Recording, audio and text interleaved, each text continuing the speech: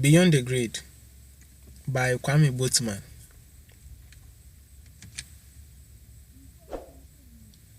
This is a work of fiction.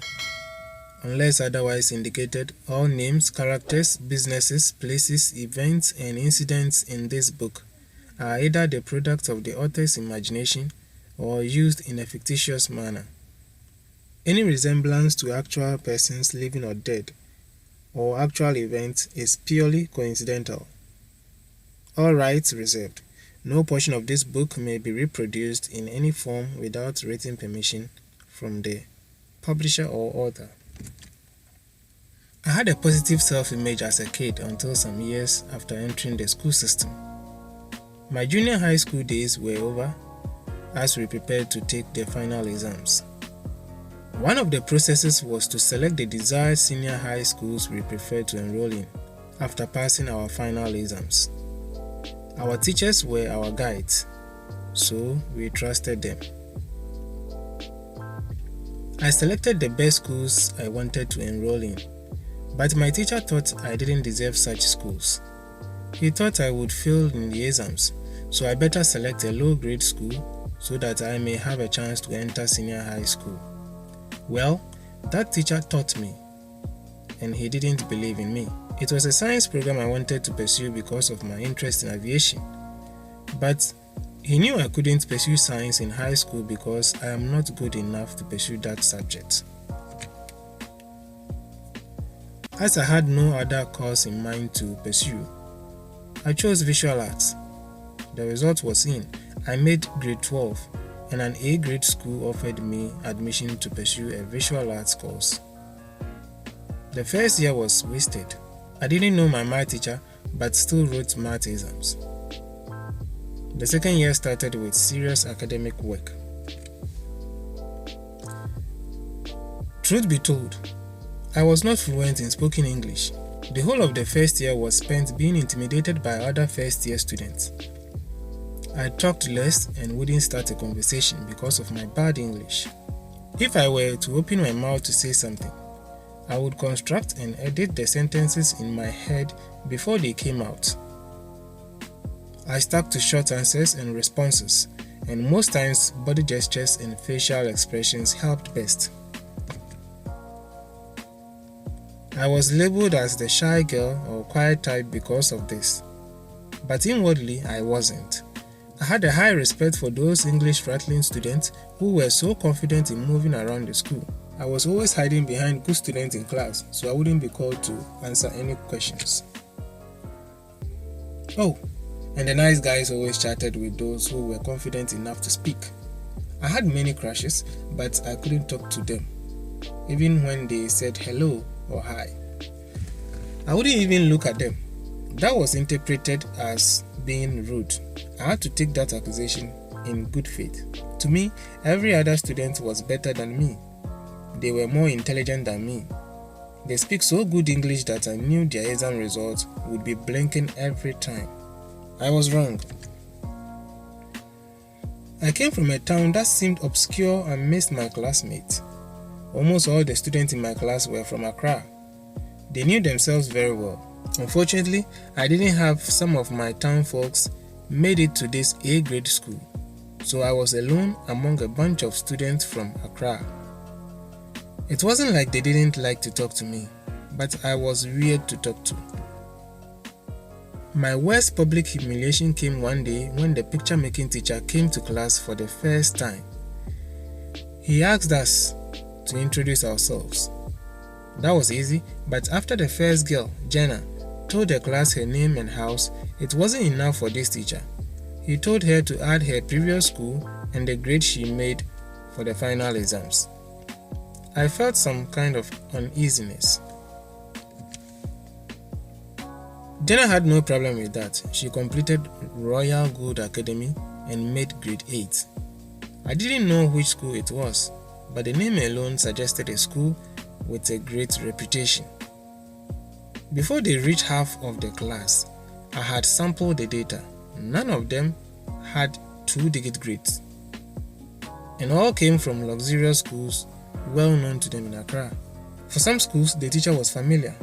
Schools like Datus, 7th Grade Princess Academy, and AIS International. Almost all the schools were international schools. As I watched them do this biased introduction, my heart began beating faster than the normal tempo. It was left with only 3 people, and it will be my turn. So far, the lowest grade has been generous. The 7 ones were so many that I assumed for a moment that I didn't belong in that class. I felt like a fraudster who was about to be exposed. I got up reluctantly and spoke so fast that no one heard me. The teacher said, "Huh? Take your time and speak louder." That directed all attention to me. My voice was almost shaking, and from a good read of me, one could observe a terrified figure yearning to bolt from the class. "My name is Akosua Dadson. I completed a Bubonko Catholic Basic School and I..." "Sorry? What's the school again?" the teacher interrupted. If there was anything to repeat, it wasn't the name of my school or the grade. It was probably my name that I wish I could repeat.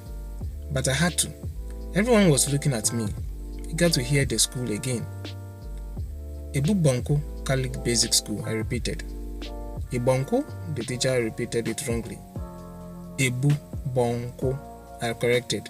He stroked his beardless chin for a few seconds and repeated the name for some time. "Okay, where is that located?" he asked. "It is one of the suburbs of Cape Coast after Abra."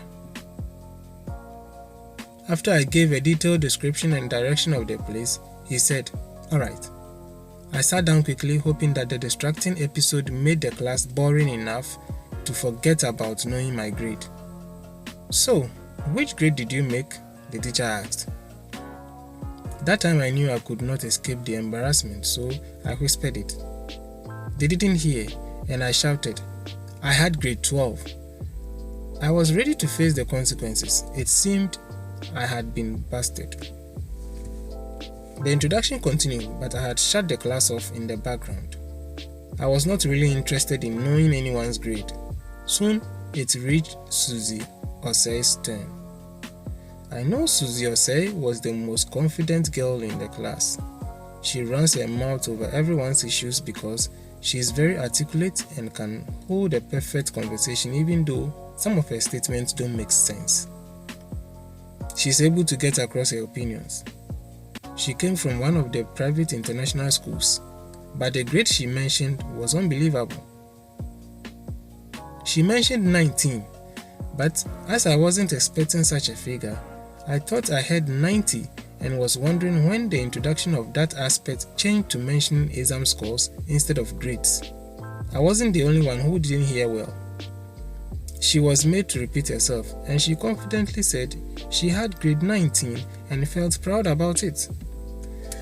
In an academic society where we measure our worth with examination results, I quickly made the deductions. This girl was 7 grades lower than myself. How come she is so confident and not embarrassed by this? And nobody cared about it. Normal life continued after the teacher was gone, like nothing has happened. While I felt embarrassed, after the introduction, the teacher made the comment that whoever you were is in the past now. Whether you are brilliant or not depends on what will happen in the coming exams. He was right. At least, that was what I believed. But Susie's behavior taught me that maybe I had placed my confidence in the wrong object. The exams ended, and the results were pasted on the notice board for everyone to check. We were 46 in class, and the list was arranged in order of excellence to failure. I started searching from the bottom to find my name. Not that I don't believe that I did well in the exams, but I knew the competition would be so tough that even with a good score, I may be down the list. I expected the excellent scores to be very high.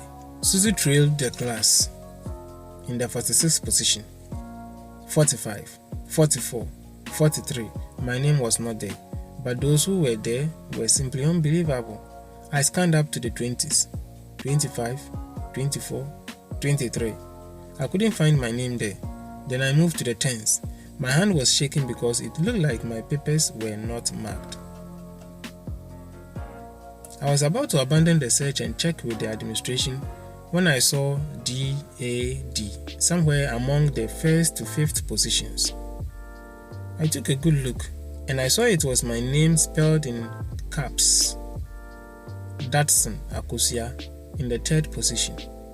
Overall marks were 765 out of 800. The pass mark was 500, which means I have passed with distinction. My surprise was not that I performed well. I knew I was good, but where are all these 7-1 students and single grade students who showcase brilliance through articulate English speaking? Back at the dormitory, Jenna's English paper fell on the floor and I took a quick glance, and I was shocked. 36% in English. How possible? I nearly scolded her, but I quickly remembered I wasn't her parent. You can't speak this good English and be dumb in the basic school that I came from, I thought. Maybe I should chest out and raise my shoulders because I am that good and among a bunch of dumb students with previous good grades and fluent spoken English. Then I reasoned that maybe my English isn't that bad. It's just that I don't speak because I'm afraid to make mistakes. Or maybe I was shut up by my basic school teachers who saw nothing good in us. I have a chance to improve my English here and now before I complete senior high school. The next day in class, aside from the 2 boys who made the first and second positions, I was also the talk of the class. Being a female, I was first among them, so I realized I better get out of my shell and talk to these non-brilliant but fluent English speakers. And probably I would discover that they even speak bad grammar that went unnoticed. This is the end of the story. Hit on the like button if it was interesting to you. Also, if you had any insights from this story, leave it in the comments below. See you in the next video.